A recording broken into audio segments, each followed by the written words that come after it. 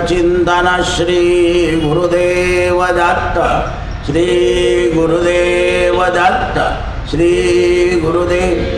अनंत कोटी ब्रह्मांड नायक राजाधिराज गाणगापूर निवासी भगवान की जय।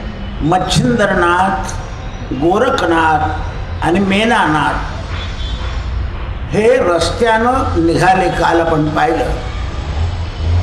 गोरक्षनाथांची परीक्षा पाहण्याकरता मच्छिंद्रनाथानं आपल्या जोडीमध्ये 2 सोन्याच्या विटा राणीच्या मोहामुळं टाकून घेतल्या होत्या, व्यवस्था राहावी म्हणून. राणीला सुद्धा मच्छिंद्रनाथाची योग्यता कळालेली नव्हती. आपण म्हणतो ना की हिला माझी अजून महत्त्व कळालं नाही, तर स्त्रियांना पतीचं महत्त्व कळणं दुर्मिळ आहे. फक्त अनुसयेला कळलं. लक्षात ठेवा. अनसूया म्हणजे टोचणं. सुई शब्दाचा अर्थ आहे त्याच्यात. सुईला काय आहे? छिद्र आहे, म्हणून अनसूया म्हटलं आहे. आणि सुई काय करते? छिद्र पाडत जाते आणि शिवत जाते, छिद्र पाडत जाते आणि शिवत जाते. सुईचं काम काय आहे? छिद्र पाडणं. अनसूया, असूया वृत्ती जिच्यात नाही ती अनसूया, आणि बाकीच्या सगळ्या असूया, म्हणून सुई शब्द आहे. सुई शब्दाचा अर्थ कसा आहे की प्रत्येक गोष्टीचं विरुद्ध पाहते स्त्री. फक्त अनुसया अशी होती, ती शुद्ध पाहत होती, म्हणून तिला अनुग्रह झालाय. आता सुद्धा स्त्रियांना अनुग्रह होतो, पण असूया वृत्ती जात नाही, मग त्यामुळे अनुग्रह टिकत नाही. भजन मंडळाची भानगडी होतात, बुवा लोकांच्या भानगडी होतात. असूया वृत्ती. म्हणून गोरक्षनाथांना मच्छिंद्रनाथांनी सांगितलं की मला भीती वाटते. तर म्हणे तुम्हाला भीती वाटते तर तुमची जोडी माझ्याजवळ देऊन द्या. जोडी घेतली, हात घातला त्याच्यात, ते घेऊन गेले. मच्छिंद्रनाथ म्हणे अरे भीती वाटते, डर पीछे गया. भीती मोह केव्हा होतो? कनक, कांता आणि सोन. आता मोह काय शिल्लक राहिला? जोडीतल्या विटा फेकून दिल्या हे लक्षात येऊ नये म्हणून 2 दगड टाकून घेतले जोडी. चलो जी मच्छिंदर गोरख आया हे सगळं केलं आणि दोन्ही झोळ्यात टाकून एकच लागेल बेटा. हां हां बस तसंच लागेल. त्यांना ते दिसत नाही म्हणून तुला सांगितलं. ते तो इकडे करून नुसतं नाही. हां बस बस. चलो जी मच्छिंदर गोरख आया, तिथून काढलं सोन्याचे विटा. आता गोरक्षनाथाच्या मनात असं आलं की आपले गुरु कसे मोहात आहे, पण गोरक्षाची परीक्षा होती की हा काय काय करतो ते पाहिजे. कारण मच्छिंद्रनाथ हा स्वयं अवतार कोणाचा? शंकराचा. शंकर कसे काय मोह पावणार? पण गोरक्षनाथाला. पण गोरक्षनाथ अवतार कोणाचा? तर विष्णूचा. पण दोघी देव एकमेकांचं परीक्षण आणि निरीक्षण करत आहे. काय ते? परीक्षण आणि निरीक्षण, की आपले गुरु असे का वागताय, हे झालं निरीक्षण. आणि गोरक्ष असा काय वागतोय? परीक्षण. याला आपण दाखवायचं की मी मोह आहे, मला सोन्याचा मोह आहे, मला स्त्रीचा मोह आहे, मला मुलाचा मोह आहे, हे दाखवायचं. आणि हा या मोहाचं निरीक्षण करेल. लोक काय म्हणतात मच्छिंद्रनाथ सुद्धा बाळून गेलं होतं कडे. बुवा नथू बुवा खाली बैस. काल सांगितलं ज्ञान गुणसागर. हनुमान ज्ञानाचे सागर का? सागर तरून गेले एक गोष्ट आहे, पण ज्ञानीनाम अग्रगण्यम. सगळ्या ज्ञानीमध्ये कोण आहे? अग्रगण्य आहे हनुमान. ज्ञानीनाम अग्रगण्यम. सकल निधानम, सकल गुण निधानम. सगळ्या गुणाचे निधान आहे. का? तर अवतारच शंकराचा आहे ना. आणि जगाकरता. आणि आपलं नथू भाऊ सांगतो मारुतीचा फोटो घरात ठेवून पोरांचे लग्न होत नाही असं आहे. काढून टाकले लोकांनी. पाकिटामधले मारुतीचे फोटो ठेवून दिले मंदिरात. सकल गुणनिधानम. बरोबर आहे, तुम्ही गुणनिधानाच्या लायक नसल्यामुळे तुमच्या घरातून ते निघून गेले. जसे आईबाप निघून जातात. सकल गुणनिधानम वानराणाम अग्रगण्यम. त्यावेळा दगड ठेवले. गोरक्षनाथांनी योग सामर्थ्याने पूर्ण पर्वत सोन्याचा करून दाखवला. योग मार्ग पक्का झाला. खात्री झाली कोणाची? गुरुची, मच्छिंद्रनाथ. शिष्य परिपक्व झाला याचा आनंद आहे. पण गोरक्षनाथाच्या मनात मच्छिंद्रनाथाविषयी अनादर आलेला नाही. हे असं का करताय? एवढंच येतं मनात. पण गुरुमोहात अटकले, कारण परिपूर्ण श्रद्धा होती. श्रद्धा काय होती? परिपूर्ण. आणि परिपूर्ण श्रद्धा असल्यामुळं पर्वत दाखवला. सोन्याचा खराच पाहून आपलं मन कसं द्रवत नाही हे सिद्ध करण्यासाठी त्यावर लघवीला बसून गेले. आणि तुच्छ असलेल्या प्रत्यक्ष कृती करून दाखवली. या प्रसंगाच्या निमित्ताने गोरक्षनाथांनी परत एकदा मोहामुळे होणाऱ्या दुष्परिणाम सद्गुरूनं कसे निर्विकार असावे या बाबतीत निरूपण केलं. अनेक उदाहरणं दिलं. अत्यंत सुंदर निरूपण ऐकून गुरुचं मतपरिवर्तन झालं.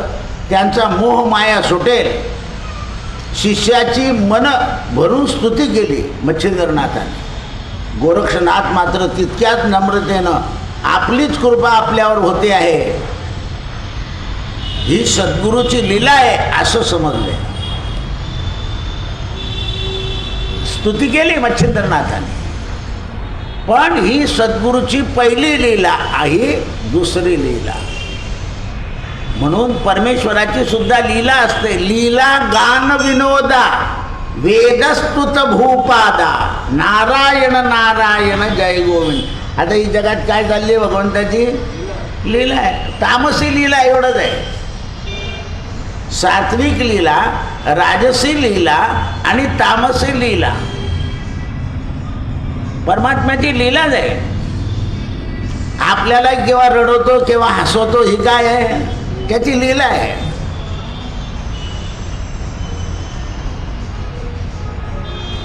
लीला गान विनोदा वेदस्तुत भूपादा.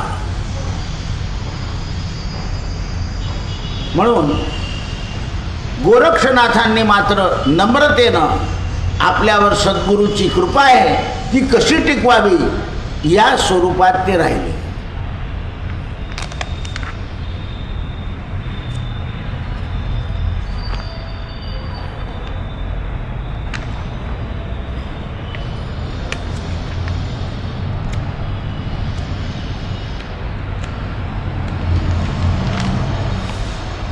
सद्गुरू दत्त महाराजांनी जनमनास केलेला बोध ग्रंथाद्वारे आपण श्रवण करतो आहोत. 41वा अध्याय. त्या योगानं योग मार्गाचं सुंदर विवेचन सांगितलं. आता या अध्यायात मच्छिंद्रनाथ गोरखनाथ यांचा कथाभाग ग्रंथात आला, पण केवळ सुरस कथा म्हणून.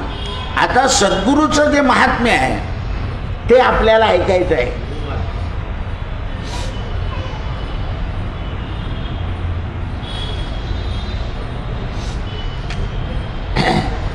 याचं निरूपण म्हणून हा अध्याय घेतला. आपण सर्वांना मनापासून आवडला, अर्थात सद्गुरूचे प्रेरणा आहे. कवी नम्रपणे नमूद करून पुढील कथाभागात निरूपण सुरू करतात. या अध्यायामध्ये सत्संग, प्रबोधन, प्रवचन, श्रवण, भक्ती मार्गामुळे अंतरात्म्याची शुद्धी होते हे सांगितलं आहे. आता एक गोरक्षनाथ आणि मच्छिंद्रनाथांचा जो प्रसंग सांगितला हा अंतरात्म्याला शुद्ध करण्याच्या प्रयत्नाचा आहे. कारण मोह कशाचा होतो? राणीचा. मग मच्छिंद्रनाथांनी राणीच्या जवळ राहून पुत्र उत्पन्न झाला.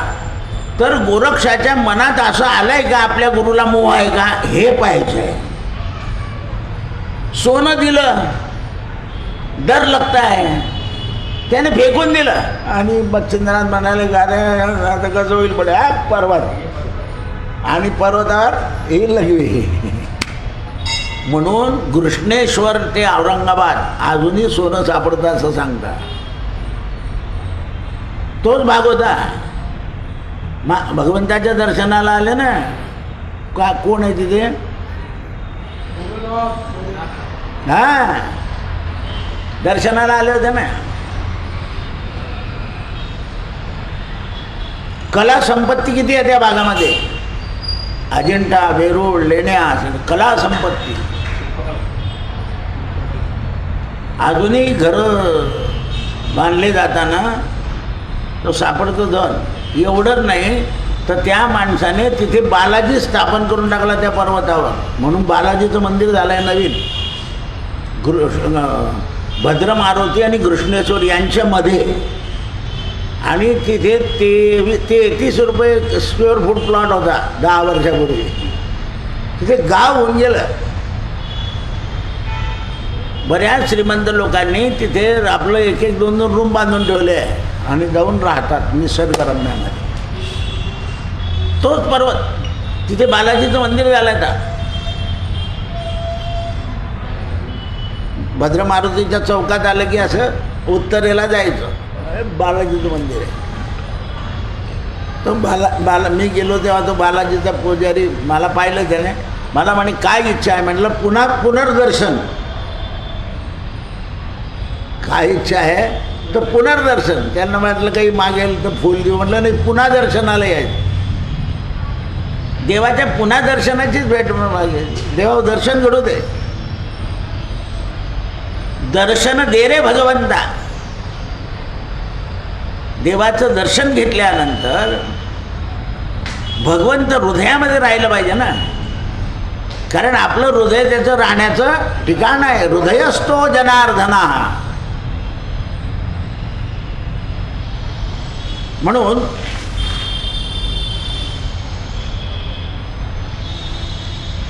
प्रवचनाचा बोध केला आहे. श्रवण आणि भक्ती मार्गामुळे सगळं अंतर्याम्याची शुद्धी होते. जीवनात शुद्धी किती महत्त्वाची आहे आणि अहंकार किती घातक ठरतो हे इथे पटवून दिलं आहे. अहंकार हा किती घातक ठरतो या बाबतीत उपदेश करून अनुषंगानं कथेची पुढची योजना केलेली आहे. आता हे जी पुढे आहे ती पुढची योजना केली आहे. म्हणून महाकाल शंकराचं वास्तव्य स्थान असलेल्या अवंतीपूर येथे तेथील एक सुरस कथा दिली. याच्याकरता उज्जैनची एक कथा दिली आहे. क्षिप्रा नदीच्या काठावर वसलेल्या नगरीत सर्व देवदेवता, प्रत्यक्ष मुनी शिवरात्री पर्वणीस मोठा इथे उत्सव होतो, म्हणजे महाशिवरात्रीला. आज देखील सोहळा अनुभवण्यासाठी दूरदूर भाविक येतात. अवंती क्षेत्राचा राजा वासुसूत म्हणजेच भर्तृहरी, त्याची अत्यंत लावण्य पत्नी पिंगला हिची सुरत कथा दिली आहे. दोघांमध्ये अतिप्रेम होतं, इतकं की दोघं एकमेकाशिवाय राहू शकत नव्हते. आत्यंतिक प्रेमापोटीच भर्तृहरी राजाने पिंगला राणीवर शेकडो शृंग काव्य रचलं होतं. राणी पिंगलेचं सौंदर्य, राजा भर्तृहरीचं गुणानुवर्णन या दोघा प्रेमामुळे रसभरीत विवेचन भागामध्ये सुरुवातीला आहे. भर्तृहरी राजा शिकारी करण्याचं व्यसन होतं. एकदा राजा आपलं सेवक सैन्य शिकारीला गेला व जंगलात एका ठिकाणी हरणीचा कळप व त्याचा मेघ भले मोठे आकर्षण पाहून नरहरणी विहरता दिसली. काय मारलं? एका हरणीला बाण मारला आणि हरण त्या हरणी मेल्यामुळे तळमळतं पाहून याच्या डोक्यात आलं आपण राणीलाही असं करून पाहावं. सिद्धांत लक्षात आला की पुढच्या घटना कशा घडतात म्हणून विचित्र घटनेला थारा द्यायचा नाही. मनात जर विचित्र घटना आल्या तर त्या विचित्र घटनेला आपण थारा देऊ नये.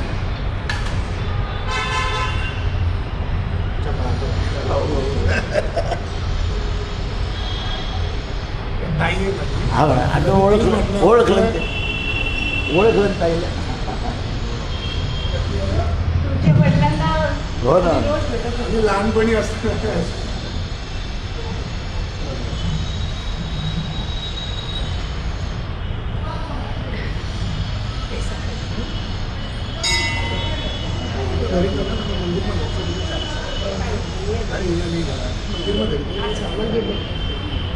तर मृत्यू समोर दिसू लागला. राजाची विनवणी सुरू झाली. संवादानुसार सगळे मादी हरणी पती पत्नी होत्या. अत्यंत पवित्र पतीविषयी कुठलाही आधार नव्हता. राजानं स्त्रीवर्गांचा अनन्य भाव नको त्या भावनेतून हरणीला ठार मारलेलं होतं आणि त्यामुळे राजालाही अशी बुद्धी झाली.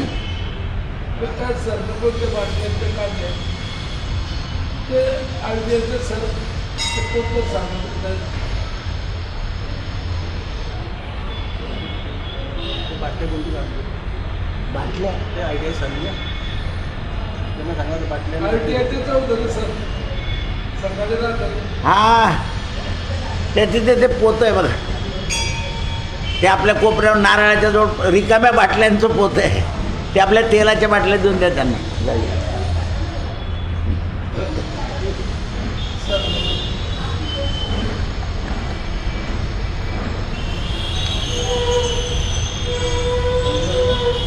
हा घेऊन जा.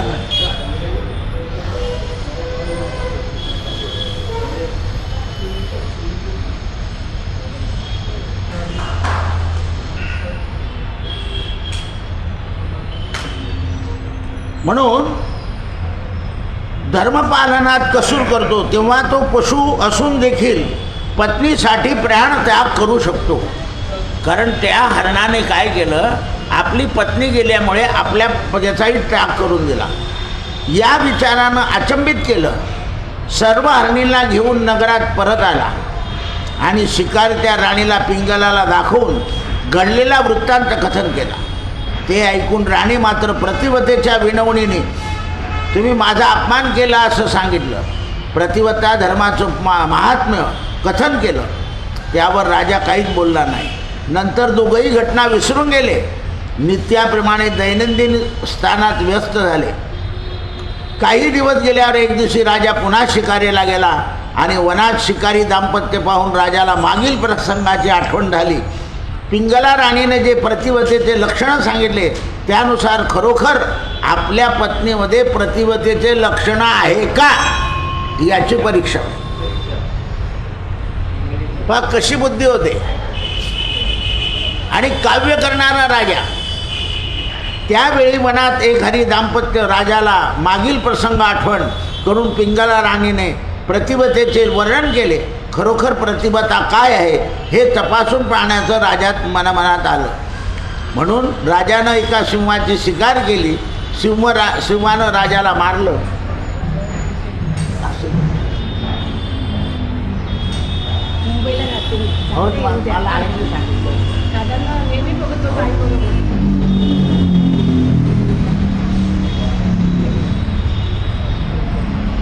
तुझं चालू आहे का नाही काम नाटकात? नारदाची प्रतिमा तुझी मग छोटा आहे का तो? मी तर इथे कॉलेजला जातो. हां हां 15 वर्षापासून मी रोज पाठवला कॉलेज सांगा. मग लहान भाऊ करतो का तो? फार लहान आहे संदीप. हां मी त्याला सुनील. हां मला ते पाहिलं त्याची अजून आठवण आहे त्याची. सुंदर पार्क केलं आहे त्याने.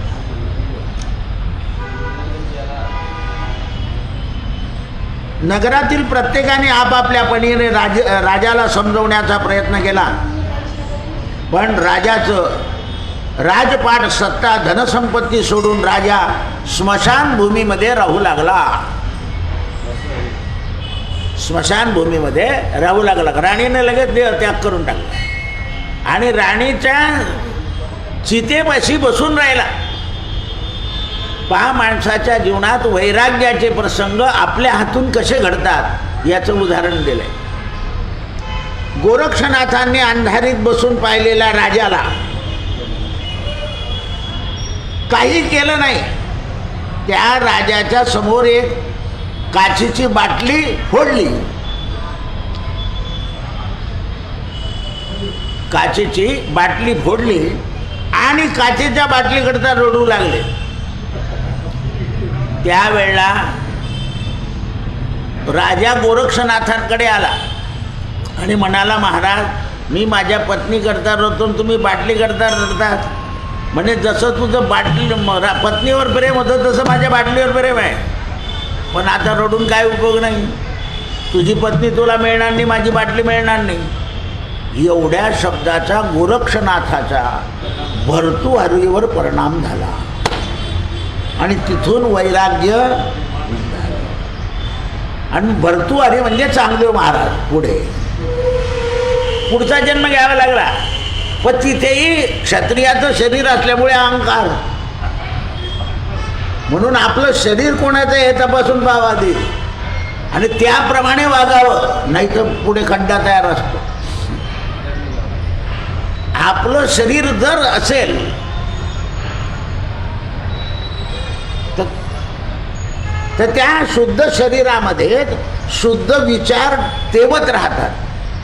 शरीर अशुद्ध असेल मग शरीर शुद्ध कशाने होईल? तर म्हणे, हरिपाठ कीर्ती मुखे जरी गायन पवित्रची होय. जसं जसं शरीर हरीच्या पाठ गात राहील तसं तसं त्याचं शरीर शुद्ध होईल. जसं वरचं बाह्य शरीर आंघोळीने पवित्र होतं तसं हरीच्या नावाने आतलं शरीर सूक्ष्म शरीर पवित्र होतं. म्हणून हरिविण सौजन्य त्या नरा लाधले, वैकुंठ साधले, सकळ घडले.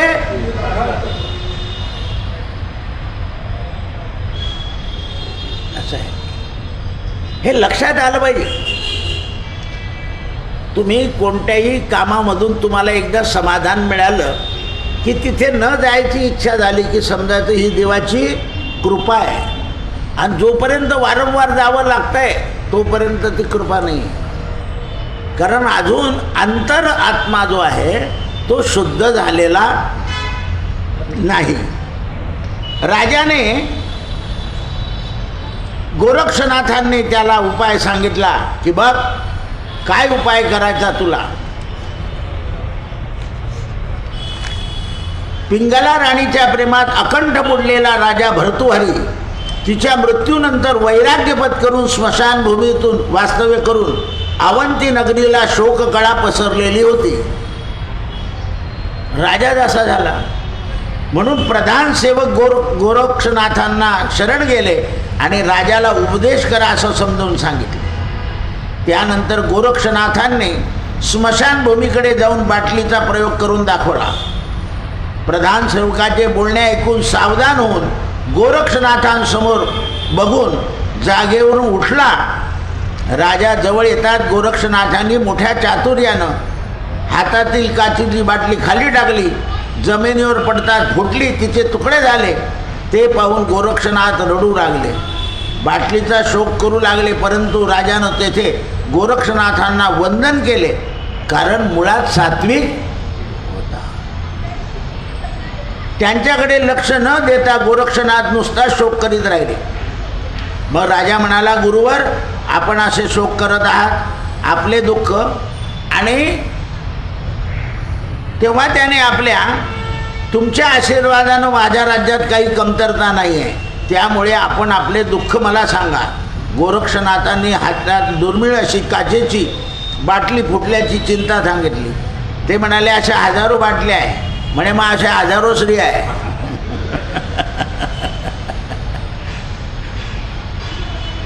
गोरक्षनाथ, माझी बाटली अशी अवस्था आहे, ती मला आणून दे, मगच माझं समाधान होईल. राजानं नगरीतल्या सगळ्या कारागिरांना बोलून तशी बाटली घडवण्याचा प्रयत्न केला.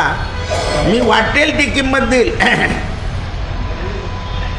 एकही बाटली ढुंगणांग न पाहता गोरक्षनाथ अतिशोक करू लागले. राजानं पुन्हा विनवणी केली. यामधल्या बाटल्या मूळ बाटलीपेक्षा अधिक उत्तम आहे, आपल्याला आवडेल ती घ्या. गोरक्षनाथ म्हणाले सर्व बाटल्या अतिशय सुंदर असतील पण मूळ बाटली उत्तम असली. ते ऐकून राजाला बोलण्याचे वर्म कळेना. आणखीन अहंकाराने हाताला पेटला. फुटलेल्या बाटल्या काचे तुकडे गोळा केले. कारागिरांना द्यायला जशीची तशी बनवा. पुन्हा घडवली. पुन्हा ते रडायला लागले. हे ऐकून गोरक्षनाथ म्हणाले राजा तुला एवढे सगळे कळतंय आणि मग असा हळहळतो का? अजून पिंगेला करता रडवत बसलाय. म्हणून त्यांनी राजाला उपदेश केला. मोहमाया सारं मिथ्य असं सांगू क्षणिक सुखापायी तू जीवन घालवत आहे. त्यापेक्षा तुझं कर्तव्य कर आणि जनतेला सुखी ठेव. म्हणून रडत बसायचं नाही. आपल्याकडे 10 दिवस रडावं लागतं. या व्यापाऱ्यांकडे 3च दिवस. म्हणता भाऊ झाले 2 दिवस, आता उठा दुकान उघडा, किल्ली उघडा. तिसऱ्याच दिवशी मोकळं करतात ते. कारण जगाचा व्यवहार थांबायचा नाही आणि आपण व्यवहार थांबवू. मलानी नाव ठेवलं लोकांनी बाबाच्या वेळेला, आता परवा हिच्या वेळेला मंदिरात बसले म्हणे. हा मंदिर म्हणतात, मंदिर बंद नाही करता येत ना. ते काही करून घ्यावं असं नाही झालं. हा इथे मी तिथे असं आहे ते. दसऱ्याच्या दिवशी तिथे गर्दी झाली तर शेवटी मला इथे अंगणात बसावं लागलं. मग लोक असे बसले शेवटपर्यंत. कोणी उठेल ना. आणि आता जा ना घरी. कारण हे लक्षात आलं पाहिजे आपल्याला. शोक करता येत नाही. कारण हा देह एक दिवशी केव्हा ना केव्हा सुटणार आहे. बाबाच्या वेळेला मी असं फिरत होतो व्यवस्था पाहत. त्या आमच्या दोघी ताई मला म्हणे त्याला काही दुःखच झाला नाही म्हणे. मी त्यांना इथे बसवून दिलं त्यांच्याजवळ. आम्ही ते सगळी टॉली बिली घेणं देणं सगळं असं शोक करायचं. आणि संताचा तर शोकच करायचा नाही. नाथ महाराजांना सुद्धा लोक बोलले जनार्दन स्वामी गेल्यावर तुम्ही गेले नाही म्हणे तिथे त्यांना ठेवायला. माझे गुरु जर व्याप्त झाले तर मी कशाला ठेवायला जाऊ म्हणे.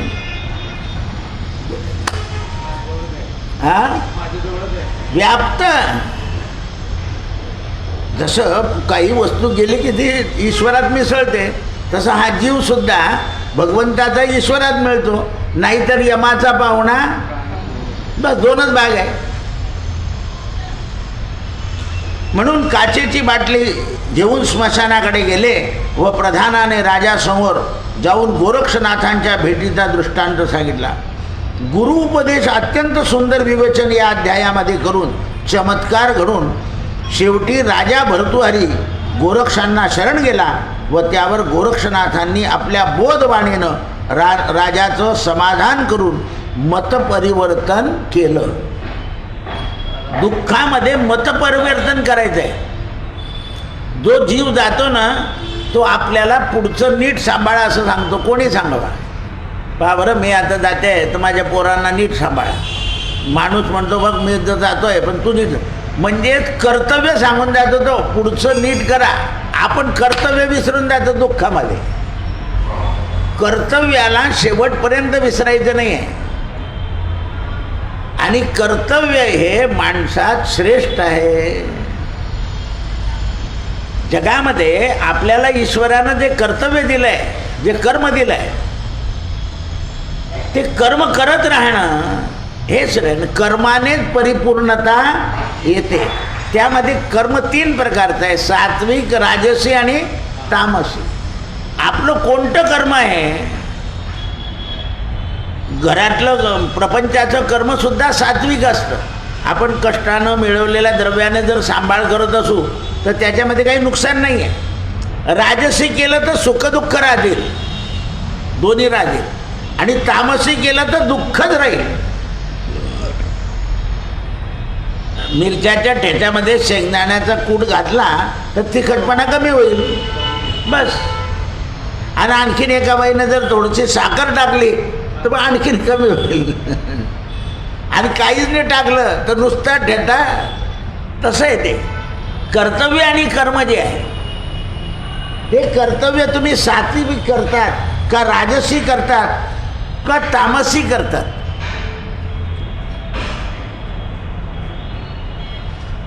हे लक्षात ठेवलं पाहिजे.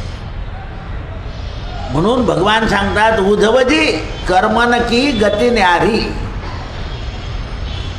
कर्माची गती ही वेगळी असते. कर्मण्येवा अधिकार असते. सगळ्या गोष्टी कर्मावर अवलंबून आहे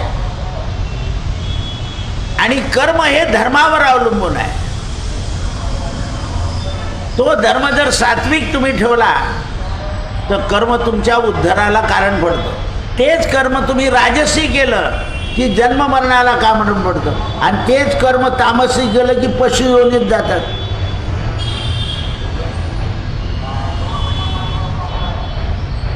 पशु योनीमध्ये जातात. गोरक्षनाथांनी राजाला कर्तव्य सांगून वागण्याची सूचना केली. ते पाहून समस्त नगरवासीय लोकांना आनंद झाला. कथाभागाच्या अनुषंगानं अध्यायाच्या शेवटी दृष्टांत नमूद करण्यात आला की त्या योगानं भाविक श्रोत्यांना बोध व्हावा हा दृष्टांत देण्याचा. मग आता काय बोध झाला पाहिजे तर मोह, माया आणि संसार, प्रपंच, विषयसु, अहंकार, लोभ आदी हे दुष्परिणाम माणसाला घातक आहे. म्हणून विचार केला पाहिजे. विचार केला तर भ्रम नष्ट होतो आणि विचार नाही केला तर भ्रम नष्ट होत नाही. मग भ्रम नष्ट होण्याकरता विचार केला पाहिजे. पण कोणते विचार तर सद्विचार. विचारांमध्ये सद्विचार आहे. कारण सद्विचाराने माणसाचा भ्रम जातो. सर्वज्ञ गुरु दत्त महाराज यांनी अवधूत अविनाशी असं म्हणतात. त्यांना अवधूत आणि अविनाशी. त्यात अवधूत शब्दाचा सुंदरमती अर्थ आहे. अगदी सुरुवातीला देण्यात आलेला आहे. त्या योग्याने कवीने दत्त महाराजांना विनंती केली की पुढच्या अध्यायामध्ये राजा भर्तृहरी आणि गोरक्षनाथांना शरण आल्यावर आपण काय बघितलं. गोरक्षनाथांनी आपल्या योग सामर्थ्यानं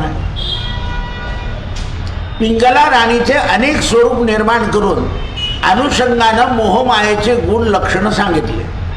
त्यानंतर गोरक्षनाथांच्या चरणाला राजाने मिठी घातली. मुक्ती देण्याची विनंती केली की माझ्या राणीचे तुम्ही रूप दाखवले मग तिला मुक्ती देऊन द्या. म्हणे बघ जशी तिला मुक्ती मागतो म्हणून अजून तुला स्नेह आहे. ती तिच्या गर्भाने मुक्ती मिळेल ना. कर्मानेच गती मिळते. तुला मुक्ती करता कर्म करायचा अधिकार आहे. म्हणून आपल्याला 10 दिवस शांत राहायचं. प्रत्येक इंद्रियाचा एक एक पिंड द्यायचा आणि 10व्या दिवशी जो जीव आहे तो पाण्यात टाकायचा दगड. आणि 11व्या दिवशी नारायणाची पूजा करायची आणि मग त्या जीवाला मुक्त करायचा. कर्माची गती केलेली आहे. वर्ष श्राद्ध सुद्धा 2 दिवस करायला सांगितलं. आब्दी आणि पूर्णाब्दी. आपण होतो काय 2 दिवस करायचं, 1 दिवसात उरकून टाकायचं. अन्नदानाला आपण महत्त्व देत नाही पण अन्नदान होणं हे अत्यंत महत्त्वाचं आहे. त्या जीवाला मिळतं कसं याचा विचार नाही करू. आपण केल्यावर समाधान मिळतं याच्याकडे लक्ष ठेवा. नुसतं तुम्ही गाईला चारा घालून आले तरी तुमच्या मनात समाधान होतं. आज श्राद्ध होतं गाईला घालून आलो. मग समाधान होणं महत्त्वाचं आहे.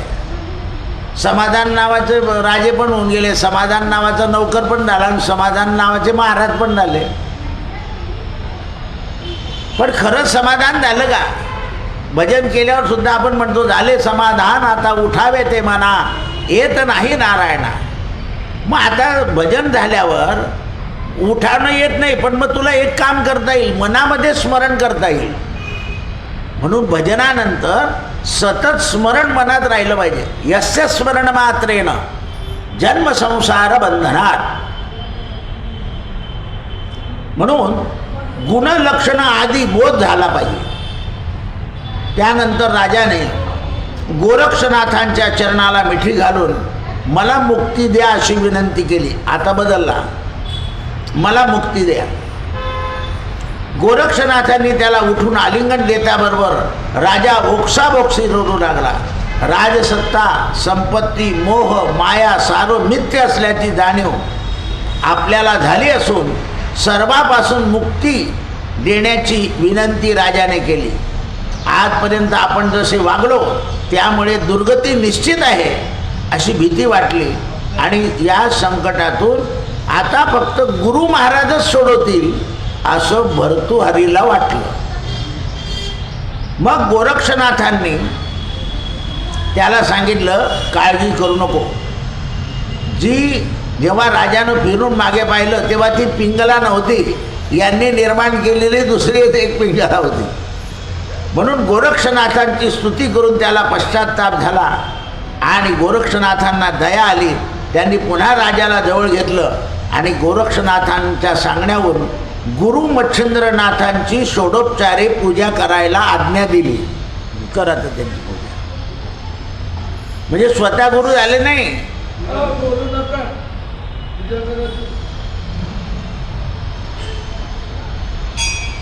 गोरक्षनाथांची विनंती ऐकून मच्छिंद्रनाथांची पूजा करायचं ठरवलं. राजा भर्तृहरी गोरक्षनाथांना अवंतीपुरात भिक्षू आणण्याची मागण्याची आज्ञा करत गेला. नगरीमध्ये आजपर्यंत राजा म्हणून तू वास्तव्य करत होता, आता जा नगरीत भिक्षा मागून आण, लाजू नको. ज्या नगरीमध्ये राज्य केलं त्या नगरीमध्ये भिक्षा मागायची. आजही संन्यास दीक्षा दिल्यानंतर त्याच्यात घरी पाठवतात, दारापुढे उभा करतात आणि त्याच्या पत्नीला मंडळाला भोजनाची भिक्षा घाल. ती भिक्षा घेतली की मग संन्यासी लोक घेऊन जातात त्याला. अजूनही तीच पद्धत आहे, स्वतःच्या दारापुढे भिक्षा मागायची. ओम भवती भिक्षां देहि. म्हणजे जसे दत्त महाराज रोज आईच्या जवळ भिक्षा मागतात तसं संन्यासाला घरी पत्नीला आई समजायचं, भिक्षा मागायची आणि तिथून रस्ता धरायचा. असं आहे ते. म्हणून तर विठ्ठलपंतांनी संन्यास घेतला होता काशीला. खोटं बोलले होते पण भिक्षा मागितलेली नव्हती. आता त्या लोकांना काही माहीत नाही, गावातल्या लोकांनी याने संन्यास घेतला आणि संन्यास घेऊन लग्न केलं म्हणून तो त्रास देत होते. त्यांचं काय चुकलं? आपल्याला ते समजत नाही. त्रास मर्यादेच्या पलीकडे दिला तेव्हा कळालं होते आणि त्या त्रासाने विठ्ठलपंतांची महती वाढत गेली. मग ज्ञानोबांना त्रास झाला, मांडे बाजू खापर द्यायचं नाही, पाके किती कमी बुद्धी आहे. तर यांनी योग सामर्थ्याने मांडे बाजून दाखवले. तो विसोबासाठी खेचर झाला, जा म्हणे गारवा. त्याला पाठवलं म्हणजे त्याला मोठं करून टाकलं. विसवा खेचरला औंढ्या नागनाथाला तपश्चर्याला पाठवलं, जा तिथे तपश्चर्या. आणि तो तिथे सिद्ध पुरुष झाला, नामदेवाचा गुरु झाला पुढे. आणि आपण भांडूनच राहिलो. म्हणून ते ऐकून राजाला मनोमन आनंद झाला. आपण आतापर्यंत केले पापाचे खरे प्रायश्चित्त म्हणजे भिक्षा मागणं आहे. आणि गुरुची आज्ञा प्रमाण मानून राजाने आचरण करायचं ठरवलं. दीक्षा ग्रहण केली, गुरूंना 3 प्रदक्षिणा केल्या, हातात झोळी घेतली आणि किंकरी वाजवत वाजवत नामस्मरण करीत करीत भिक्षा मागायला निघाला. राजा अशी भिक्षा मागत असताना नगरवासीय लोकांना अति दुःख झालं.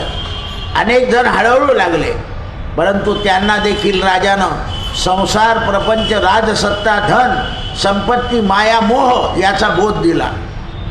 योग मार्ग कसा प्रिय आहे अशा त्या प्रत्यक्ष गुरूंची आज्ञा दिल्यामुळे यापुढे या मार्गाने चालायला सांगितले. त्यामुळे यापुढे आपल्या मोहामध्ये अडकू नको, आग्रह देखील करू नको. योग मार्ग मोठा कठीण आहे. नगरवासी ऐकून पुन्हा शोक करू लागले. आम्ही आजवर आमचा आधार होता, आता आम्हाला तुम्ही सोडून जाता, आमच्यावर कोण प्रेम करेल? आपली भेट परत होईल का? असा शोक करीत होते नगरातील लोक.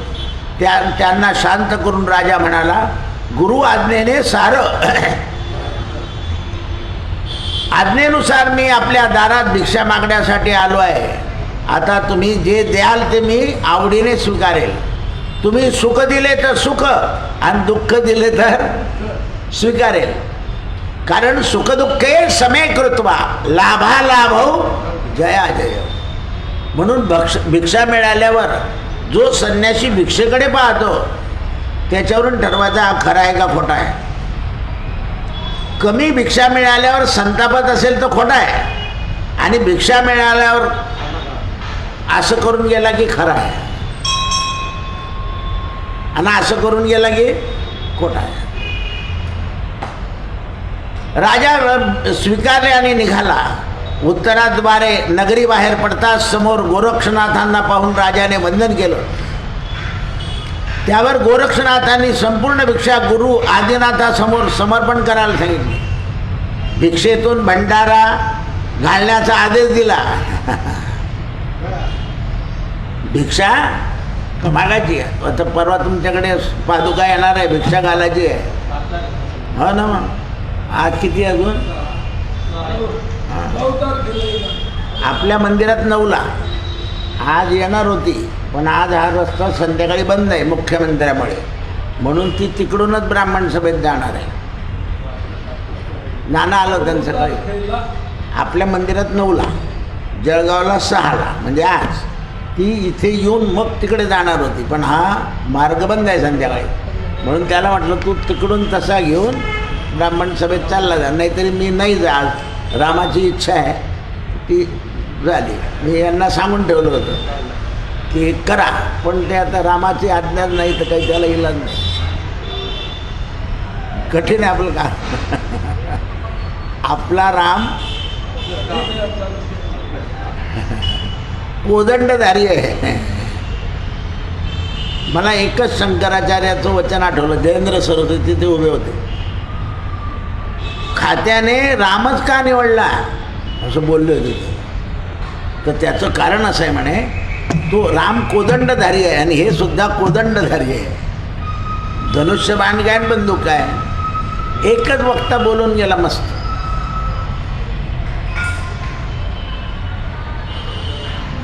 आता इथे 2 वक्ते भागवताचं कॅन्सल मागे पुढे करत करत बसले होते तुमचे पिंपळाचे लोक. मी त्यांना म्हटलं विद्यार्थ्यांचं नुकसान होईल अशी कथा ठेवू नका. 10वी 12वीची परीक्षा आहे ना, त्याच्यामध्ये नाही आपल्याला काय करायचं आहे असं नाही. माणसं विचलित होतात. आपण बुद्धिमान लोक आहोत. समजा एखाद्याच्या शेजारी काही घटना घडली. परवा आमच्या त्या एन जी पाटलाकडे घटना घडली होती. अरे म्हटलं भागवत पुन्हा करता येईल, तो मृत्यूला बदलवता नाही येत नाही म्हणे, अशी आडवी पट्टी घालून घेऊ असं नाही चालत. काही गोष्टी ज्या आहे ना त्याला अडथळा आला की समजावं ही ईश्वरी इच्छा नाही. आपल्या इच्छेने काही नाही चालू. म्हणून इच्छा परमेश्वराची.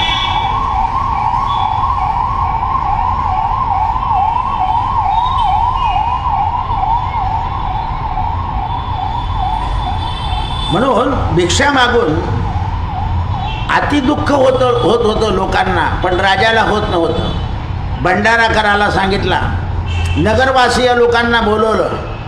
राजा म्हणे माझी भिक्षा तर एवढीशी आली आणि तुम्ही कसं काय नगराला बोल. तू गुच्छ बैस इथे बैस.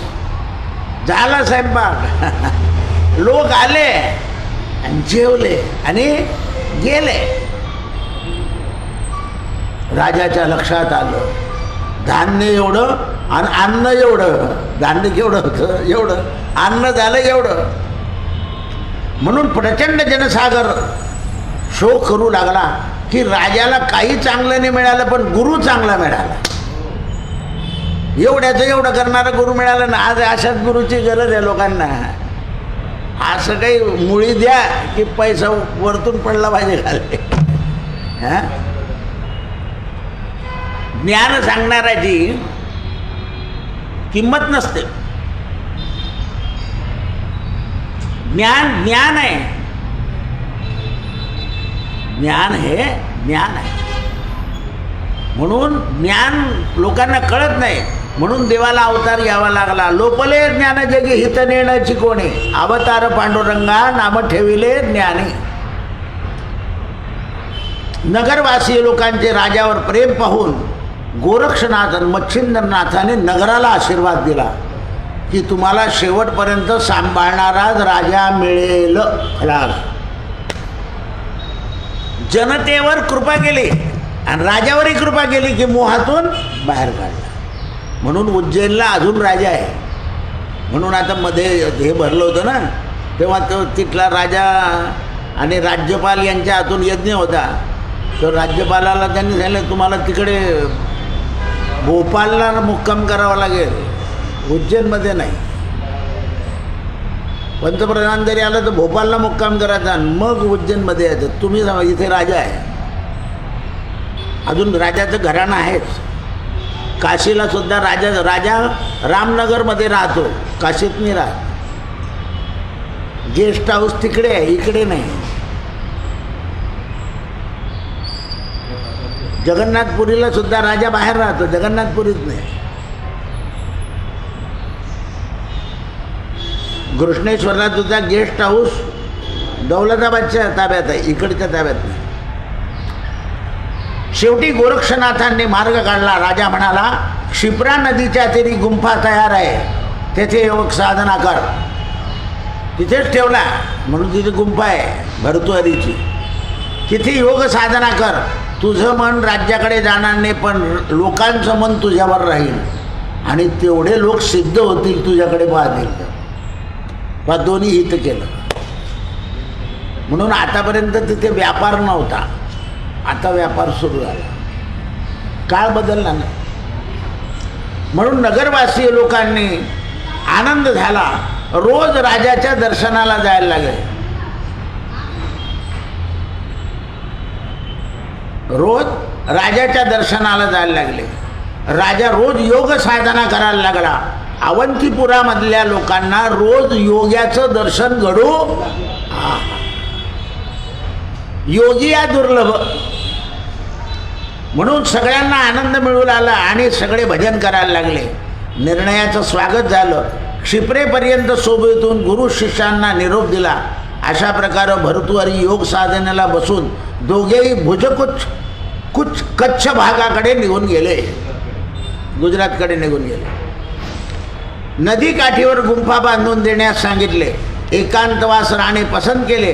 त्याच ठिकाणी योग साधना पूर्ण करून भर्तृहरी पुढे स्वइच्छेने भ्रांती तीर्थाटन करायला लागला. काही दिवस त्यांच्या सहवासात राहिला आणि भ्रांती फिटली की हा सुद्धा एक मायाजाळच आहे, मग आता चला. म्हणून भर्तृहरी निघाले. तपाचरणा करतात. मठ स्थापन करून येथपर्यंत कथाभाग अध्यायात पूर्ण झाला. कृष्णार्पणमस्तु. सत्यगुरु राये कृपा मज केली. सापडविले वाटे जाता गंगा स्नाना.